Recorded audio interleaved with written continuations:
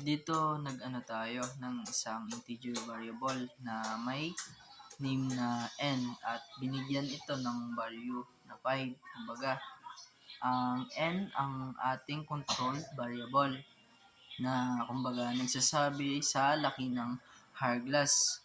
Ito ang pinakamaraming bilang ng asterisk sa pinakamalapad na bahagi ng hourglass. Kumbaga, pwede mong ang tawag dito, pwede mong palakihin, hindi pala, pwede mong palitan ang numerong ito para palakihin o paliitin ang hourglass. Sa upper part naman, yung 4 int I equal n. Kumbaga, ang I greater than equal 1 ay negative.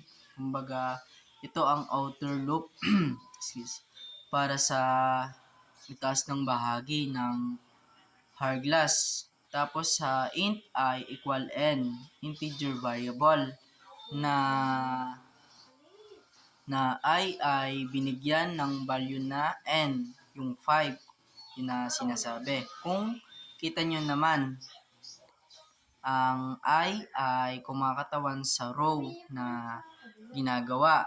Tapos, ang kasunod naman ay greater than equal 1. Ito ang kondisyon ng loop.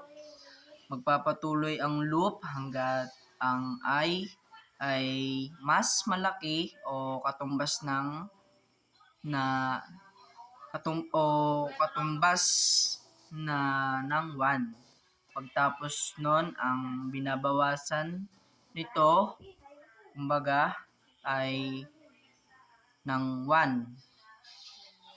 Pagkatapos ng bawat iteration ng loop, tandaan nyo na napakahalaga nito dahil kumbaga ang magpapalit sa hourglass habang pataas tayo. Sunod naman ang panloob na loop, ito yung sa upper part. Ang mga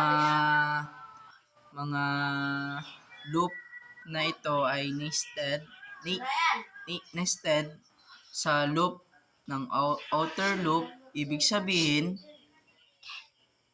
paulit-ulit silang tatakbo para sa bawat iteration ng outer loop. Dito naman, for int j equal n, j greater than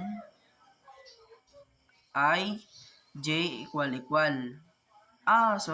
Minus pala. Ang loop na ito ang naglalagay ng mga space bago ang mga asterisk sa bawat row. Ang kasunod nito at int j equal n, isang integer variable na j at binigyan ng value na n. Ang j ang nagbibilang ng mga space na ilalagay. Ito, j greater than I, magpapatuloy ang loop hanggat ang j ay mas malaki sa I. Kaya naman, dumarami ang space. Habang pataas tayo sa hourglass dahil bumababa ang I. Tapos binabawasan ang j ng 1 pagtapos ng bawat iteration.